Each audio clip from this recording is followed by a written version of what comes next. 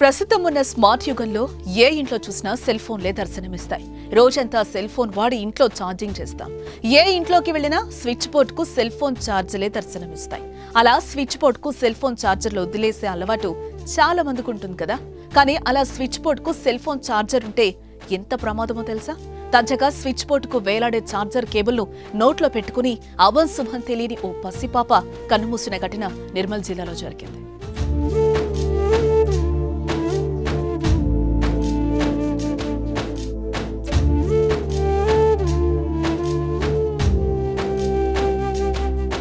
కడెం మండలంలోని కొత్తమత్తి పడిగకు చెందిన దుర్గం రాజలింగు, సుశీల దంపతుల రెండో కుమార్తె ఆరాధ్య ఉంది.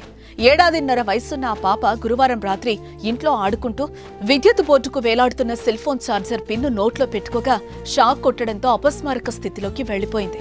వెంటనే తల్లిదండ్రులు ఖానాపూర్ ఆసుపత్రికి తీసుకెళ్లగా పరీక్షించిన డాక్టర్లు చిన్నారి మరణించినట్లుగా తెలిపారు. పాపను బతికించడానికి కోసం తల్లిదండ్రులు ప్రయత్నించినా కానీ ఫలితం లేకుండా పోయింది. దీంతో తల్లిదండ్రులు కన్నీరు మున్నీరుగా విలపించారు. స్విచ్ బోర్డుకు ఉన్న ఛార్జర్లు తీసివేయండి, లేదంటే ఇలాంటి ప్రమాదాలు జరిగే ఆస్కారం ఉంటుంది. అలాగే ఇంట్లో ఉన్న చిన్నపిల్లలపై ఎల్లప్పుడూ ఓ కన్నేసి ఉంచాలని మా విన్నపం.